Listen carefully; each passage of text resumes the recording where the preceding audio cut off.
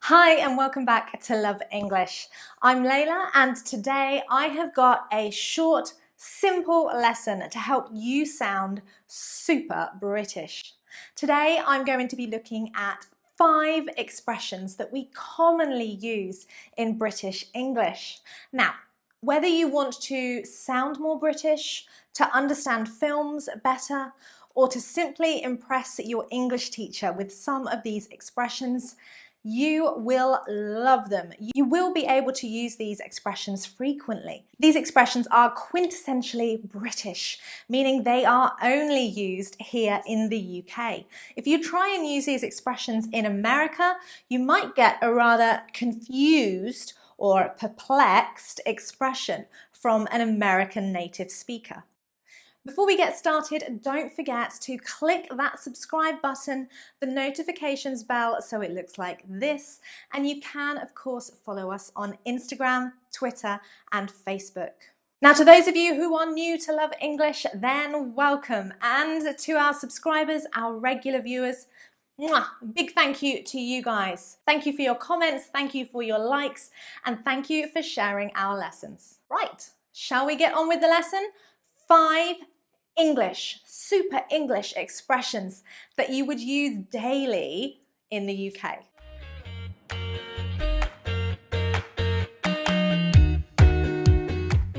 Right guys, so number 1, I've actually started with my favourite expression. Rather than saving it for last, I want to make sure you guys learn to use it.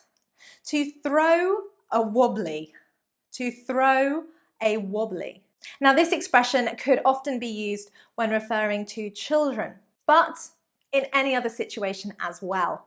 When you throw a wobbly, it means that you become exceptionally angry, frustrated and annoyed. You basically lose your temper. That is the more formal equivalent. To lose your temper or to throw a wobbly. I borrowed my mum's car the other night and had a small accident. When she saw the damage, she threw a wobbly. Or you could say she threw a massive wobbly. So, when was the last time you threw a wobbly? Or indeed, have your parents thrown a wobbly when you've done something wrong? Have they lost their temper and become very angry and annoyed with you? To throw a wobbly. Number 2, what did you get for your birthday? Oh, you know, bits and bobs. Bits and bobs is a very British way of saying things, various items. So, what did you get for your birthday? Bits and bobs. I got some makeup, some money, a nice jumper, a gift voucher. Bits and bobs, various things. It's a nice way of condensing something if the items you're referring to are not particularly relevant or interesting. So how could you try and use this in an expression? What situations might you use to talk about bits and bobs, various things? What did you buy at the shops today? A few bits and bobs. Number 3. Oh, this is an expression I actually use very frequently. To faff about. Now, the verb to faff means to waste time, to spend time doing something and not doing it efficiently. But often we use to faff about or to faff about with something. So, in this situation, I might say, come on, hurry up, we're going to be late. Stop faffing about. Meaning stop wasting time getting ready. Maybe that person is taking too long doing their makeup, choosing their clothes. They are faffing about. Or stop faffing about and just focus and study. You keep looking at your phone and wasting time. Faffing about. Now, number 4. Be careful how you use this expression. It could sound rude if used in the wrong context or with the wrong person. What are you on about? Or what are you going on about? This simply means that I'm not following what you are saying. I don't completely understand what you're saying. It could also mean you disagree with what someone is saying. What are you going on about? Of course we'll get there on time. You're disagreeing with what they are saying or what they believe. Sorry, what are you going on about? I don't understand you. Or what are you on about? I don't understand what you are trying to tell me. This is really common, but again, I would use it more with friends or very close family, and be careful not to sound too rude or direct. Adding sorry before might soften your language. This is more slang, informal English. It could, with the wrong use in the wrong context, with the wrong person, sound very, very rude. Do not say this to your boss. Do not say, "What are you on about?" You would say, "Sorry, I don't follow you."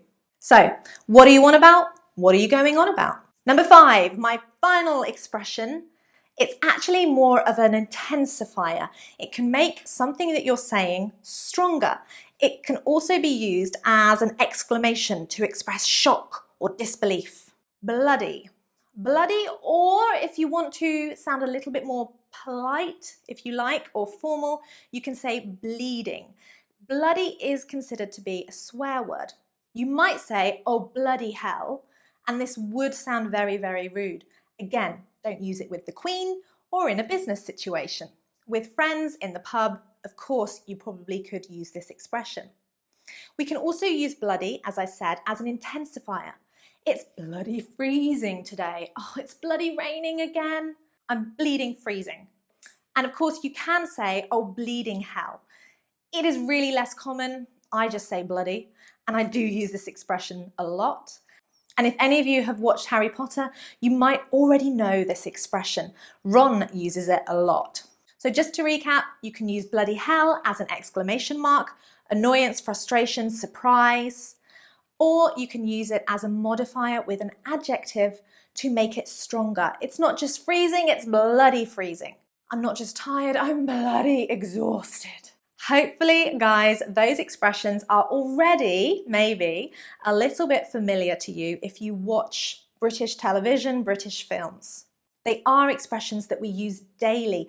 I'm not teaching you something that isn't common in the English language. But remember, these expressions are generally more informal. So be careful when and how and with whom you use them. There we go, a super simple, short, sweet lesson. Why don't you comment below, try using some of these expressions, and why not tell me about some expressions you've heard in films that confuse you, that leave you a little bit perplexed. There's a nice advanced word for confused for you there. I will include these in another lesson looking at some British expressions, and I will also comment below and let you know what they mean. If you did enjoy this lesson, then there's plenty more where that came from. And don't forget, give us a like, send us a comment, and share the love English. Thank you for watching. Bye.